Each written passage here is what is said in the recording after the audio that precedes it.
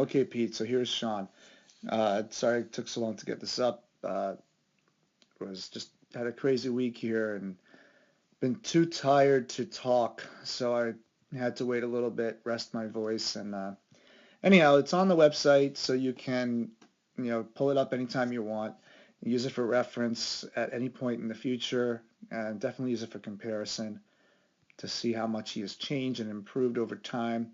But one of the things that I think we need to work on here is cleaning up a lot of extra movement, and that's what we were doing here is we were simplifying his motions so that we can eliminate a lot of the extra moving parts. He's got like a lot of arm movements, he's got a lot of leg movement that kind of it disrupts the timing of delivery a little bit. And we want to be more exact and more precise with our movements, more focused, so that anything that we add that's extra typically gets in the way and it has a negative effect on your overall performance. Definitely control and definitely power. So what I was just doing in this drill here was just to simplify, just get rid of the leg lift, get rid of the, starting from the wind up. I wanted him to just drive out here and break his hands, get his arms back and ready without any extra movements. And he does a good job. It just looks like he simplified it well, and I don't see anything extra moving. The only thing that we should work on here, I want to point out a couple things. This is not one, but notice, in a drill like this, what I want him to do is I want him to lift the leg a little bit and then just get it out and use the back leg here to do that and the back hip to push the front hip out. But watch how he breaks his hands before he even moves forward. See, and that's the problem because that's going to get the arm up too soon, and you can't really pitch a baseball with much velocity when the arm is up early. He does a good job holding it there though, waiting for his front foot to get down. But we we want that arm, we want the hands to break a little bit after we've shifted our weight. It's always a better thing to break the hands later than it is earlier because the back the arm needs to be timed with the back hip in order to achieve some hip and shoulder separation, which he doesn't really get here. You see how the shoulder here is moving along with the hip? This shoulder should be back and his chest should be here and his hips should be turning over. So, a lot of that is timing with the hip and the arm, but also some of that has to do with the leg. And so take a look at his back leg. His back leg um, does not really get lowered. If you take a look at the angle here of his knee to ankle, which is called the force vector, he's at 72. And his arms are already, spread apart here.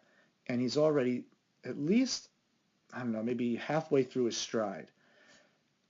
And at this point when the front knee breaks the hip at this point right here, this is where we want to see this angle down by his hip more. But look at how high he is. I got to get rid of this one here. This one's annoying. Let me just clear that out. All right, so what was I doing here? Yeah, see see how high the angle is there? When the front knee breaks the hip, I mean he's at what, 56-degree angle. That front knee needs to be in line with the hip. But what's also complicating this is the fact that he doesn't stride out far enough. He just doesn't use too much leg power. So we need to work on getting faster muscle there, just better muscle contraction and reaction to allow his body to move out in the stride he needs. So let's just measure the length of his stride. I want to show you the comparison to what we want to see here with the length of the stride. All right, that's about as high as he is. So that would be the measure of his body height. And in comparison to his body height, let's measure his stride length.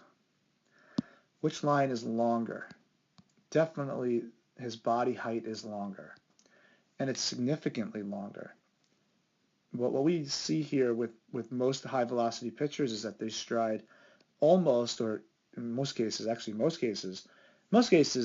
they're about at their stride length, 100% of their stride. Some guys are even more. They got 110%, 120%. But Sean is definitely well within his stride length there. So we can certainly improve that, and that stride length, the power from the backside will improve a lot of things here with his upper body. It'll get his lower body to get out further. It'll lower his center of gravity. So let's take a look at how high his center of gravity is here.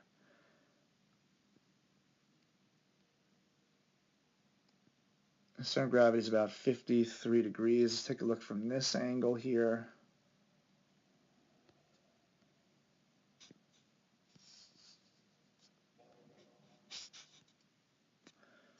Yeah, it's only at 37. So that's a pretty small angle here. And so his leg's abducted 37 degrees. We want to see that leg abducted somewhere down here. When he lands his front foot, we want to see that angle's got to improve a lot. So, he'll do this. He's definitely has the potential to do it. I saw him do it.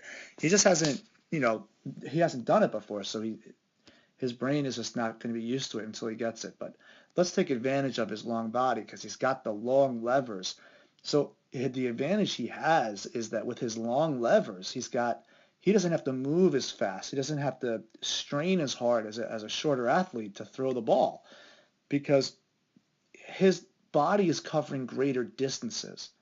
So an athlete shorter than him that's moving at the same speed that he is, he's going to be throwing harder. Sean's going to be throwing harder than the shorter athlete, even though they might be moving at the same speed, because with that same speed, he's covering more distances. His arms are longer, his hips are bigger, his legs are longer, so he's got more rotational power. He's got just more range of motion with the long body. So let's use that to his advantage. We stretch him out more. We get that foot to land out here somewhere. We lower that center of gravity where his waist should be up somewhere in this line area. That's going to power his hips better. It's going to, thrust his chest out better, and it'll get his arm up later, and then it'll fly through there, okay? So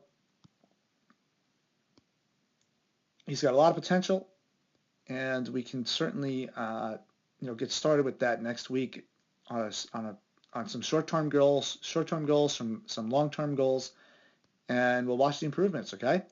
He does a lot of good things, though. He's got some good talent here. He's got his arms up in a good position. He's got his head nice and still and straight. His chest is vertical. He's got some great, external rotation there.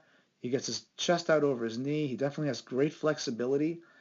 His arm is nice and loose when he releases the ball, which is great. Just kind of flops around like spaghetti.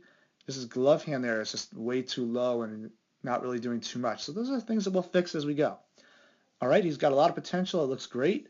I'll guarantee you within a couple of lessons, we'll get these legs to really move out and watch how he changes to be like a power pitcher. All right, I'll see you soon.